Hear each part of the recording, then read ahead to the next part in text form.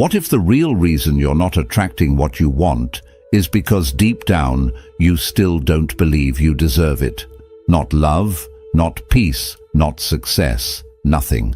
And here's the paradox. The moment you stop chasing and start loving yourself fully, that's when everything begins to flow toward you. You, yourself, as much as anyone in the entire universe, deserve your love and affection. We've been conditioned to search outside, approval, validation, worth. But Buddhism teaches the opposite. The world mirrors how you treat yourself. So ask yourself, what is your energy really calling in? Is it desperation or quiet self-respect? In this video, we'll unravel powerful Buddhist lessons that reveal how deep self-love transforms your reality. And there's a bonus spiritual insight at the end, a truth most never realize, but it changes everything when you do. Before we begin with number 1, where every video is a doorway to calm, clarity, and timeless Buddhist insight you won't find anywhere else. Let's begin. 1. Chasing is the shadow of self-doubt. Why does everything seem to run when you chase it? Why do the things you desire, love, success, peace, seem to drift further the harder you pursue them? In Buddhism, we say, the one who chases the world forgets the stillness that moves it. There is a quiet truth buried here, a truth that whispers. When your heart is restless, life becomes elusive. Imagine a bird in your open palm. If you grasp for it with panic, it flies away. But if you stay still, calm, centered, it may choose to rest upon you. This is the nature of all things we desire. The more we chase them from a place of lack, the more they sense the fear beneath our reaching. And fear, even when disguised as ambition, repels. Not because the universe is cruel, but because it mirrors the state of your soul. You've been taught that if you want something, run after it. Work harder, do more, chase faster. But Buddhism teaches another path, stillness. Not passivity, but conscious presence. When you love yourself deeply, the chasing ends. You stop begging life to give you proof of your worth. You become the proof. And in that stillness, things begin to come to you. Not because you forced them, but because you stopped resisting yourself. Close your eyes, breathe slowly. Visualize your desires, not as mountains you must climb, but as petals on still water. Watch them drift toward you as you remain grounded, anchored in self-love. When the waters of your mind are still, even the moon reflects clearly. Perhaps what you are chasing is not what you need. Perhaps it's the part of you that feels unworthy, that needs your attention, not the outcome. So ask yourself gently, what are you chasing that may be trying to escape your desperation? And deeper still, can you sit with the part of you that feels unworthy? Can you simply hold it with compassion? Buddhism teaches that suffering arises not from not having, but from clinging. From believing you must earn what you already deserve. But when you begin to love yourself, not for who you might become, but for who you are right now, peace arises, and peace is magnetic. It pulls the right people, the right moments, the right opportunities into your life without struggle. The irony is, the moment you stop chasing, you begin attracting. Why? Because the universe responds not to your desperation, but to your vibration. And the vibration of self-love is powerful. It doesn't need to demand, it simply allows. The more you return to yourself, the more the world turns toward you. Remember this, you are not empty. You are the space everything is trying to enter. When you love yourself enough, the world no longer needs to fill your void. It begins to meet your fullness. We'd love to hear your thoughts. If you're not sure what to say, just type, "My self-worth attracts more. Wholeness attracts. Wounds repel." What if the world never gives you what you long for, but always gives you what you deeply believe you deserve? not in punishment, but in reflection.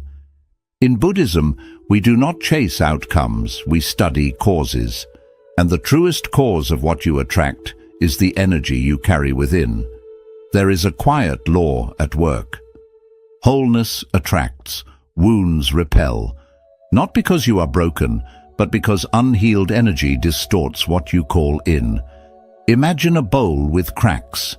You can pour water into it endlessly, but the fullness never lasts. The water leaks through the fractures. Now imagine the soul. You can gather people, possessions, even praise. But if your self-belief is fractured, the joy seeps out.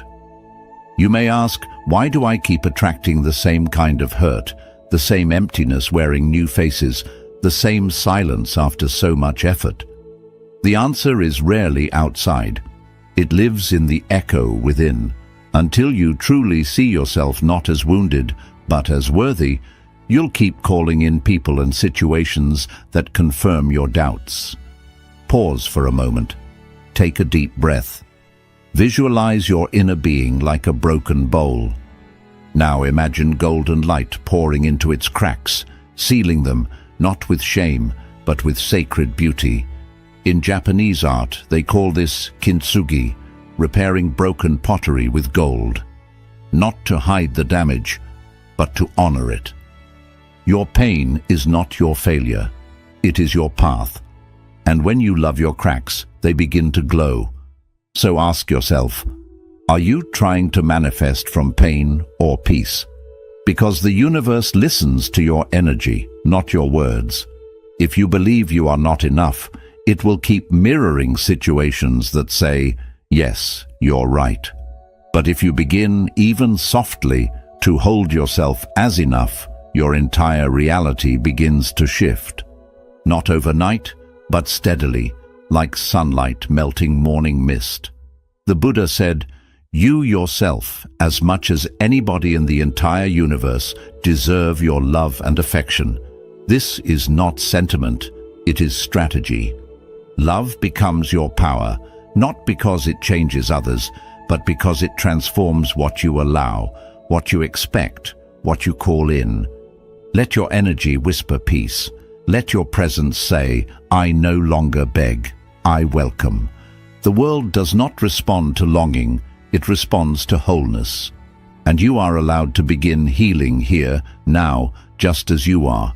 You are not too broken to attract beauty, you are already beautiful, waiting to believe it.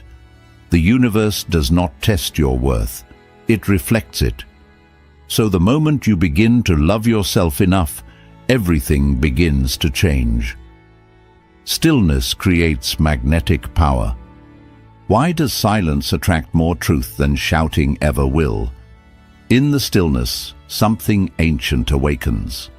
Like a flame in the dark, the still soul draws all that seeks light. Not because it screams to be seen, but because it simply glows. In Buddhism, this is not called passivity, it is called alignment.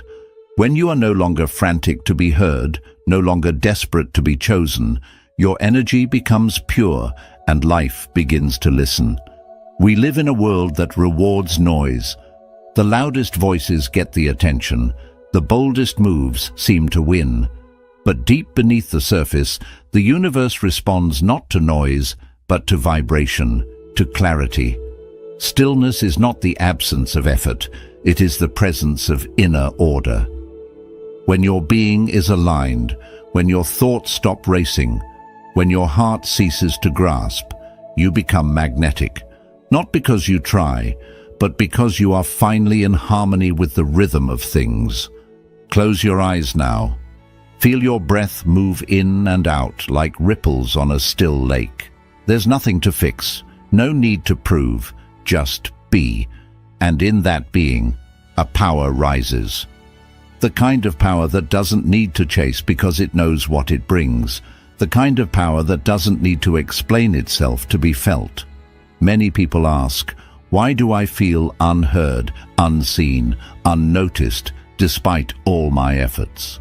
The answer often lies not in what you're doing, but in why you're doing it. Where in your life are you loud because you're afraid of being ignored? That noise, however subtle, often masks the fear of unworthiness. But here's the deeper question. What would happen if you trusted your presence more than your performance? When a flower blooms in silence, bees still find it. When a mountain stands still, the clouds move around it. Stillness is not the absence of power, it is the highest expression of it. Because when you are still, your energy speaks. And in that pure vibration, the right people come. The right moments arrive. The universe leans in because stillness signals trust. You do not need to shout to be understood. You do not need to beg to be loved. You only need to return to the calm within you, the calm that remembers its worth. That calm is your truest signal, your most honest magnet. And when you let go of the frantic need to perform, you become luminous in a way no performance could ever create. So remember, stillness does not make you invisible. It makes you undeniable. When you love yourself enough to be still, the world cannot help but feel you. Detachment is the highest form of faith. Can you want something deeply and still be at peace without it? This is the heart of detachment, not the cold denial of desire, but the warm trust that what is meant for you will find its way. In Buddhist wisdom, detachment is not rejection. It is reverence. It is the quiet understanding that life moves best when it flows, not when it's forced. We often hold our desires so tightly that we strangle them. We grip onto relationships, outcomes, timelines, thinking our control will secure them. But the tighter you hold, the more life resists. A tight grip suffocates, not because the dream is wrong, but because fear has replaced trust. And where fear leads, peace cannot follow. Close your eyes. Imagine your desire as a butterfly resting on your palm. You're tempted to close your fingers, to trap it, to keep it near. But you don't. You breathe. You stay open. And if it flies away, you allow it. Not because you don't care, but because you trust. You trust that what is meant for you cannot be kept away by time or people or even distance. You trust the deeper current beneath life's surface. Detachment is the highest form of faith. It says, I have planted the seed. Now I will not dig it up every day to check if it's growing. It's the wisdom to know when to act and when to surrender. Because surrender is not giving up. It's giving space. Ask yourself gently, what are you holding so tightly it can't breathe? Perhaps it's a person, a plan, or the image of who you think you must become. Can you release the need to control the outcome? Can you love without clinging? Can you strive without suffering? The Buddha taught, you only lose what you cling to. It's not the letting go that causes pain, it's the resistance. And when you begin to soften your grip, something beautiful happens. Peace enters, energy clears, life can move freely again. This doesn't mean you stop caring. It means you care enough to let things grow on their own. It means your faith is stronger than your fear. And that's when the universe responds, not to your grasping, but to your grace. You are allowed to want beautiful things, but love yourself enough to not make your happiness depend on them. Let your joy be rooted in presence, not possession. In this way you become unshakable, calm in your desire, yet free in your spirit. So remember, let go, not because you're indifferent, but because you trust. What is meant for you will never feel forced. And when you love yourself enough to release the need for control, life begins to unfold in ways even your best plans couldn't imagine. We'd love to hear your thoughts. If you're not sure what to say, just type, "My self-worth attracts more." Self-compassion turns chaos into clarity. What if healing isn't about fixing yourself, but about finally holding your pain without judgment? In a world obsessed with self-improvement, Buddhism offers a softer truth. You don't have to be perfect to be at peace. You only need to stop abandoning yourself every time you're hurting. Peace, it is said, is not born from the absence of pain, but from the presence of love in pain. We often treat our wounds like enemies, scrambling to hide them, silence them, erase them. But what if your deepest chaos is only asking for compassion, not solutions, just space to breathe? When you respond to your flaws with kindness instead of shame, something begins to shift. You soften, you become safe to yourself, and that safety becomes a quiet light the world responds to.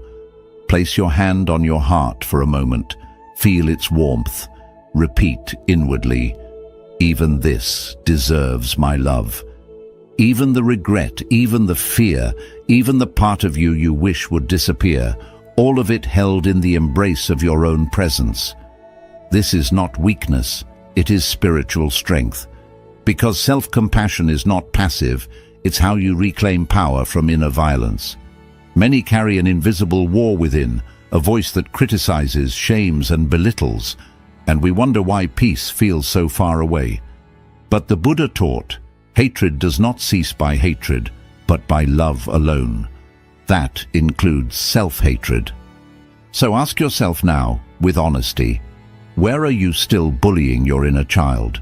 Is it the voice that says you're never enough, or the one that punishes you for not being healed already? And then ask, what would change if you offered your pain understanding instead of rejection? Could you listen to your sadness instead of silencing it? Could you let your mistakes rest without naming them your identity? Healing begins in this gentle shift from fixing to holding, from punishing to listening. When you treat yourself with the same compassion you offer others, your energy softens, your vibration rises. And that is when life begins to respond differently. Not because your circumstances changed, but because you did. You attract not by becoming flawless, but by becoming whole. And wholeness doesn't mean nothing is broken. It means nothing is abandoned. When you love yourself enough to sit with your chaos instead of judging it, clarity begins to form like morning light through fog. So remember this, you are not too much, you are not too late. You are not broken beyond repair. You are simply waiting to be held in your own arms with your own heart. And when you learn to love even this, the world learns to love you back. The universe reflects your inner dialogue. What if every relationship in your life is simply a mirror reflecting how you speak to yourself when no one is listening? In Buddhist understanding, the world is not separate from your mind. Your outer experience is shaped by your inner dialogue. Not always immediately, but consistently. We don't see others as they are, it's said. We see them as we are. And if you look closely, you'll notice what you tolerate within, you tend to tolerate without. If you speak to yourself with harshness, you begin to accept that tone from others. If you neglect your own emotional needs, you attract relationships that do the same. This isn't blame, it's awareness. When you begin to love yourself truly and quietly, you raise the energetic standard for everything in your life. Your self-regard becomes the foundation, and the universe builds from there. Imagine standing beside a calm body of water. Look into it and see your reflection. Not your face, but your voice. What are you saying to yourself when you're alone? Are you encouraging? Or are you tearing down your own spirit before anyone else has the chance? How am I speaking to myself when no one is listening? Ask that, because the universe is always listening. There is a truth here, soft but powerful. Self-love sets the energetic minimum for how others treat you. When you respect your boundaries, others begin to do the same. When you speak kindly to your inner world, your outer world begins to mirror it. And if it doesn't, if someone continues to offer less than what you now give yourself, you will know how to walk away. Not in anger, in alignment. So ask yourself gently, are you teaching the world to love you or to overlook you? Every time you abandon your needs, every time you silence your truth, you send a signal. This is okay, but it isn't.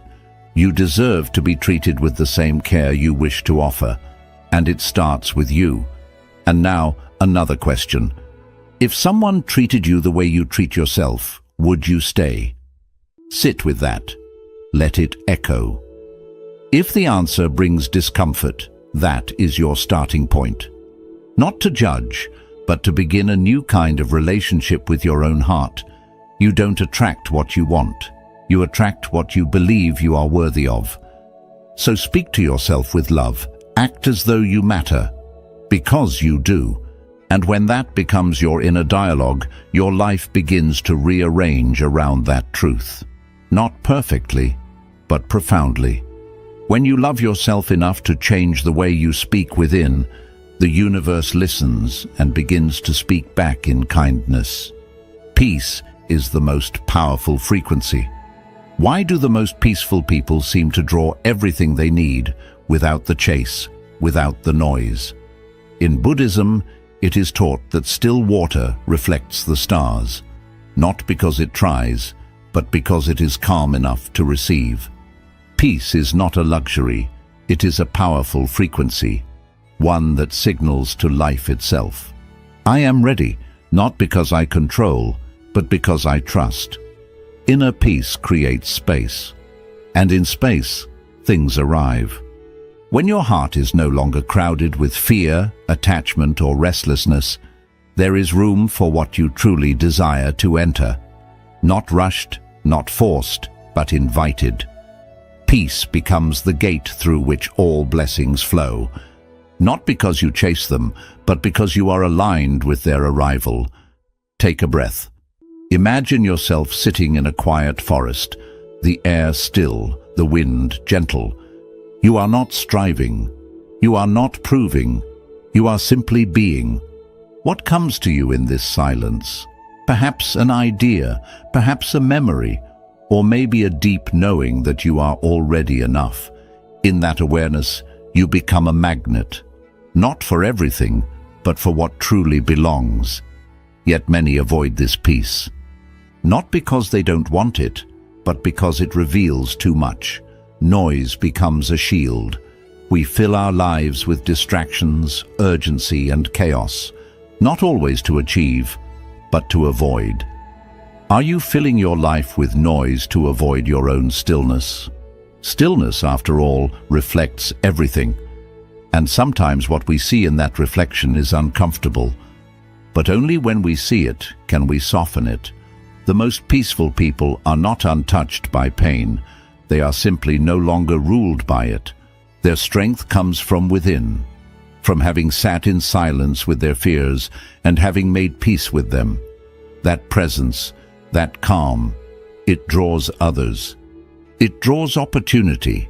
It draws abundance, not because it asks loudly, but because it stands quietly without resistance. So ask yourself with openness, what might life bring if you stopped demanding and started allowing? What if instead of pushing, you became spacious? What if instead of hustling, you rested in trust? Peace is not the absence of effort. It is the absence of struggle. It is the choice to let life come to you while you remain deeply rooted in your own being. You do not need to exhaust yourself to be worthy. You do not need to force what is meant for you. Love yourself enough to create peace within, and the world will begin to reflect it without. When your frequency is calm, your life begins to harmonize, not immediately, but inevitably. So remember, the still soul draws all that seeks light. In your calm, you become radiant. In your peace, you become powerful. Neediness is the enemy of receiving. Could your hunger for love be the very thing blocking its arrival? In Buddhism, we learn that clinging pushes away the very things we think we need, not because desire is wrong, but because desperation distorts our energy. What you cling to, you push away. Not with your hands, but with your fear, your self-abandonment, your belief that you are incomplete without it. The moment you believe you need something to be whole, you've already forgotten that you are, that forgetting creates a wall, and no matter how loudly you ask, the universe hears your lack more than your words. Neediness is not the same as longing. Longing can be soft, patient, open. Neediness is sharp. It says, if I don't have this, I am not enough. And that belief becomes a barrier, not a bridge. Close your eyes.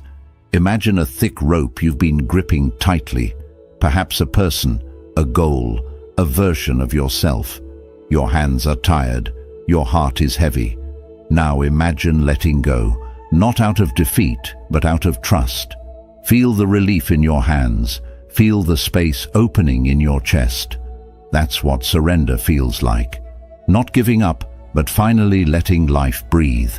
We often confuse need with love, but true love does not beg. It does not plead. It invites, it welcomes, but never clings. So ask yourself, where does need disguise itself as desire in your life?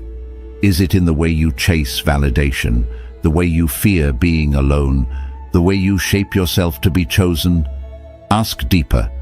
Can you trust that what's meant for you won't require begging, that what truly belongs to you will never ask you to shrink to receive it? When you begin to believe that you are already whole, your energy shifts. You go from searching to radiating, and in that radiance, life begins to respond. Self-love dissolves need. It says, even if nothing arrives, I am still enough. And ironically, it is from that space, the space of sufficiency, that everything begins to flow. Not because you stopped caring, but because you stopped clinging. You made space. You aligned. Need is heavy. It repels. But presence is light. It attracts. When you remember your own completeness, your desires stop screaming. They become gentle whispers. And gentle whispers are heard more clearly by the universe. So breathe. Let go of the rope. Trust your wholeness. When you love yourself enough to no longer beg, you finally begin to receive. And in that quiet, dignified energy, everything you once chased begins to find its way to you, not as a test, but as a reflection. Become what you want to receive. Are you asking for something you're not yet giving to yourself? This is the quiet question that shifts everything. In the teachings of Buddhism, the outer world is never separate. It is a mirror, reflecting the truth of our being. We attract not what we want, but what we are. And so, if we wish to change what comes to us, we must first change what comes from us. If you want loyalty, ask yourself, am I loyal to my own needs, my boundaries, my truth? If you want peace, ask, do I feed my mind with peace, or do I let it feed on anxiety and comparison? If you want abundance, ask, do I speak of lack? Do I live in fear of not having enough? So often we ask for light while holding on to the shadows we refuse to release. We pray for love while leaving ourselves behind in silence. Imagine your future self, not someday far away, but the version of you who already lives in peace, love, and joy. Picture them, breathe with them. What do they think? What do they feel? What do they choose each day that you are still resisting? That version is not far away. It is already within you, waiting for you to rise and meet it. You say you want clarity, but still surround yourself with noise. You say you want to be seen, but hide your true self behind masks. You say you want deep love, but speak harshly to your own heart. In what ways are you betraying the very thing you say you want? Sit gently with that, not to judge, but to awaken. Because to receive something new, we must become something new. That doesn't mean becoming someone else. It means becoming more honest, more open, more aligned with what we say we desire. Who do you need to become to receive what you're calling in? Not someday, not after perfect conditions, but now, through small daily acts of self-honoring. The universe listens more to your frequency than your words, and frequency is created through being, not wishing. When your being aligns with your vision, life starts to reflect it, slowly at first, then all at once. Not because it's magic, but because it's natural. What you radiate, you attract, and what you embody, you invite. So love yourself enough to become the love you're looking for. Be the peace you crave. Speak the truth you want to hear. Because when you live the energy of what you seek, you no longer need to chase it. It begins to arrive, drawn not by need, but by recognition. You are not far from the life you want. You are only one decision away from being the version of yourself who welcomes it. We'd love to hear your thoughts. If you're not sure what to say, just type, "My self-worth attracts more." Let the old you fade to become free. What identities must fall for the new to arrive? In the stillness of Buddhist reflection, we are reminded to be reborn. The old self must return to silence, not destroyed, not denied, simply laid to rest. Like a leaf that once held sunlight, its time is honored, and then it drifts. The self who was hurt, who was overlooked, who had to survive by shrinking or pleasing, has done its work. Now, let it rest. There is a deeper self waiting beneath the ashes, one not born from defense or fear, but from truth. But to reach that self, we must be willing to die, not in body, but in identity, the one who constantly apologized, the one who felt unworthy, the one who chased love to feel seen. These are not who you are. They are who you learned to be in a world that forgot your light. Close your eyes.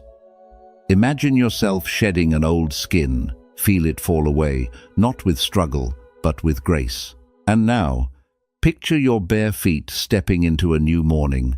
The light touches your face. The air is soft.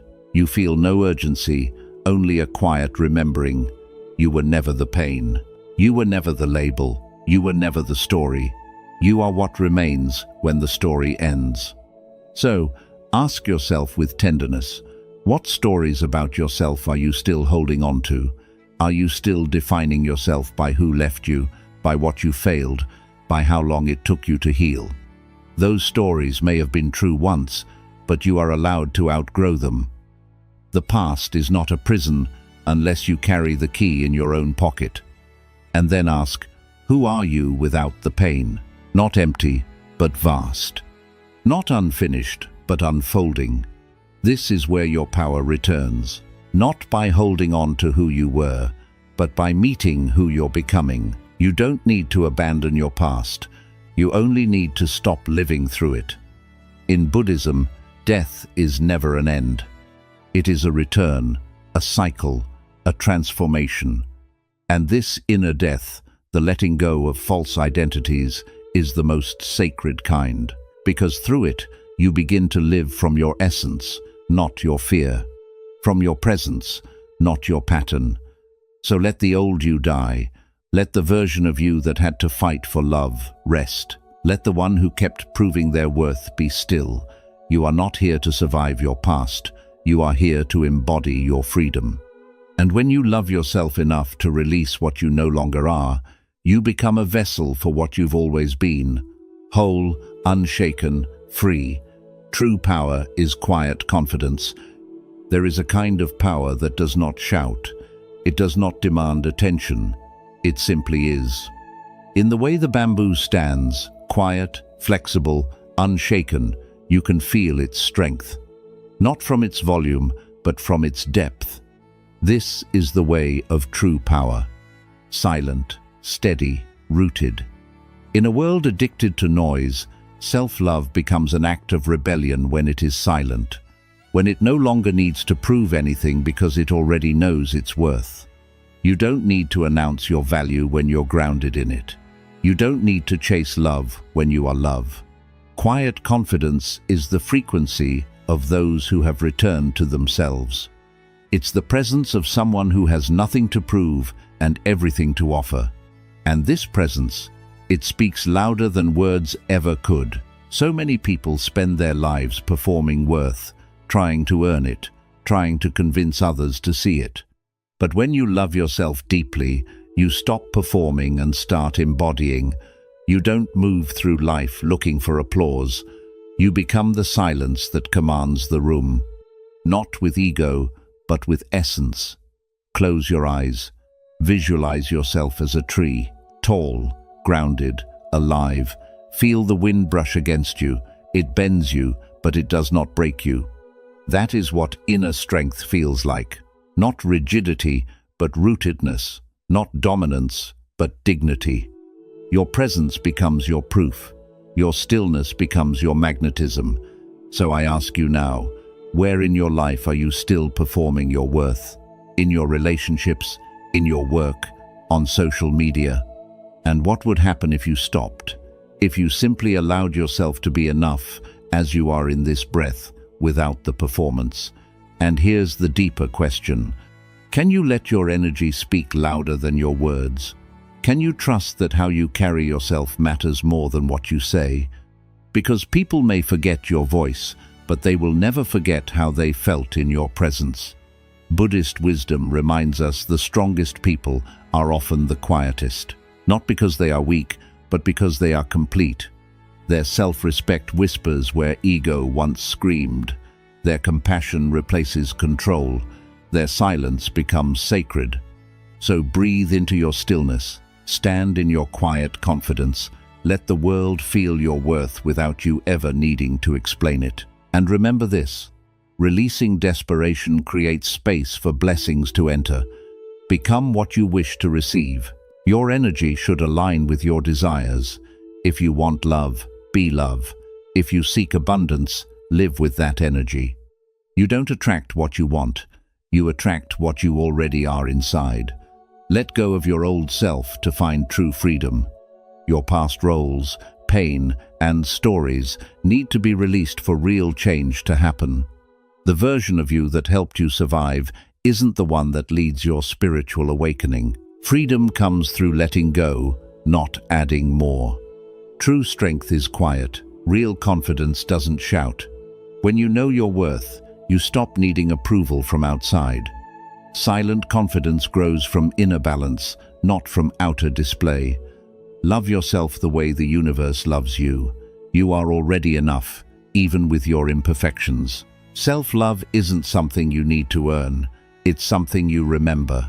The universe is always showing you how sacred you already are. When you start to love yourself fully, not only the bright parts, but also the ones you've hidden or judged, something powerful begins to change. You stop chasing love, approval, or peace because you realize you're the source of it all. The outside world no longer feels like a place where you must prove your worth. Instead, it becomes a reflection of your inner calm. This isn't selfishness, it's self-remembrance. It's the spiritual act of returning to your true nature, free from fear, untouched by the past, and not dependent on others' approval. From this quiet knowing, you begin to attract naturally, without effort, through gentle resonance. When the mind is clear, joy follows like a shadow that never fades. If this video brought you peace or touched your heart, please like it, share it with someone who needs it, comment what self-love means to you for more Buddhist insights on peace, healing, and inner growth. What's one small way you'll show yourself unconditional love starting today? The deepest rivers make the least sound, yet carry the most strength. When you love yourself enough to stop proving, you begin to attract, not because you seek attention, but because your energy speaks for itself, and that is true power. Bonus lesson: love yourself the way the universe already does. What if life already loves you exactly as you are? Not someday, not when you're healed, not after you've achieved enough, but now, in this very moment. In Buddhist wisdom, beneath all illusion lies something untouched by fear, shame, or imperfection. It's called Buddha nature. It isn't something to earn, it's something to remember. And it means this: you are not broken, you are becoming. We spend much of our lives trying to prove we're worthy. We chase success, approval, and perfection, thinking that once we've fixed ourselves, we'll finally deserve peace. But what if there's nothing to fix? What if healing isn't about becoming better, but about softening toward what already lives inside you? Buddhism teaches that even in your darkest hour, your true nature remains whole. Like the sun behind the clouds, it may be hidden, but it never disappears. When you love yourself from this truth, life stops feeling like a problem to solve. It becomes a dance to enjoy. You no longer strive to belong. You realize you already do. Close your eyes for a moment. Imagine the whole universe bowing to you, not because you're perfect, but because you're complete. The stars never ask you to earn your light. The trees never question your worth. Nature honors you simply because you exist. Can you give yourself that same kindness? Ask gently. Can you offer yourself the same respect you wish from others, the same respect you expect from the world? Can you give it first to your own heart?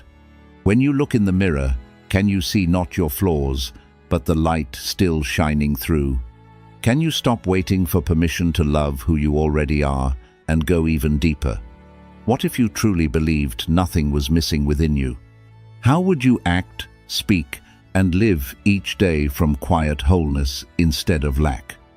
When you love yourself like the universe does, you stop chasing what reflects emptiness. You start to attract what honors your completeness. You no longer crave fixing, saving, or changing. You begin to simply be glowing, present, enough. This is the love that transforms everything, not through force, but through remembering. Love yourself enough to bow to your own soul. Love yourself enough to stop apologizing for who you are. Because when you live in alignment with your real self, the universe doesn't resist. It responds. It mirrors you. It moves with you. And soon, everything you've been waiting for starts appearing, not as a prize, but as recognition. Quick recap of the lessons. Chasing comes from doubt. The more you chase love, success, or approval, the more you tell life you don't feel worthy. Buddhist wisdom reminds us that stillness attracts more than struggle. Letting go of the chase lets life flow toward you. Wholeness repels what's unhealed. Until you face your inner pain, old cycles will keep returning. Loving yourself means meeting your pain with awareness, not avoiding it. What you believe about your worth shapes what you allow into your world. Stillness carries quiet strength. In a noisy world, real power is inner calm. It connects you with focus, presence, and clear intention. When your energy is calm and grounded, life responds without resistance. Detachment is one of the purest forms of faith. Wanting something is natural, but needing it creates suffering. Detachment means trusting that what's meant for you will come and stay without force. It's releasing control while staying open to what life gives. Self-compassion turns confusion into clarity. Healing doesn't start by fixing yourself. It begins by accepting yourself. When you meet your pain with kindness, clarity naturally arises. Self-love isn't selfish. It's emotional honesty and self-respect. The universe echoes the words you speak to yourself. The way you treat yourself teaches others how to treat you. Your inner voice creates your outer world. True change begins when you talk to yourself with the love you wish to receive. Peace is the strongest vibration. Peace isn't weakness, it's real power. When you stop forcing, rushing, and proving, your energy becomes magnetic. Inner peace helps you attract with ease. Neediness blocks receiving. When you think you need something to be complete, you unknowingly push it away. Real receiving begins when you feel whole, as you are.